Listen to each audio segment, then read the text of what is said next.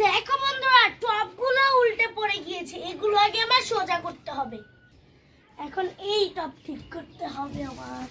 দেখো কিভাবে ভেঙে গিয়েছে, উঠাতেও পারছি না। ওইটা আগে উঠিয়ে নেই।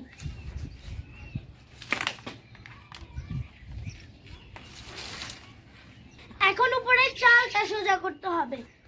এখন এটা তাড়াতাড়ি সোজা করে নিই। এই তো গাছের সাথে বেঁধে আছে, গাছে অনেকগুলো কাটা আছে, সাবধানে। এই দেখো গাছগুলো ছুটিয়ে আমি ঘরটা উঠিয়ে ফেলেছি। এখন ওই সাইডের লাঠিটা আমার লাগাতে হবে। চালটা ভালোই আছে, শুধু খোঁটাগুলো ভেঙে গিয়েছে। ওই খোঁটাগুলো লাগালে আমার ঘরটা ঠিক হয়ে যাবে। এই খোঁটাটা আগে গেড়ে নিলাম, এখন অন্য খোঁটাগুলো গেড়ে দিব। দেখো এইটা তো একবারে গোড়া থেকে উঠে গিয়েছে, এইটা আগে লাগিয়ে নিই। এই তো গেড়ে নিয়েছি। এখন এই দেখো এইটা হচ্ছে এই জায়গা থেকে ভেঙে গিয়েছে। দেখো চালটা উঠিয়ে নিয়েছি। আমি একা তো পারছিলাম না, আমার আম্মু আমাকে একটু হেল্প করেছে। এই দেখো এগুলো খুলে গিয়েছে, এগুলো আবার বেঁধে নিতে হবে। এই দেখো টবের মাটিগুলো পড়ে গিয়েছে আর গোড়া হচ্ছে নড়ে গিয়েছে। এটার ভিতরে এখন মাটি দিতে হবে, সবগুলো টপেই মাটি দিতে হবে। দেখো কি অবস্থা হয়েছে। চলো এখন মাটি দিয়ে দিই। এই কান থেকে অনেকগুলো মাটি নিয়ে নিই। এই তো দেখো কতগুলো মাটি নিয়ে নিয়েছি। এখন আমি একটা গোড়ায় দিয়ে দিব।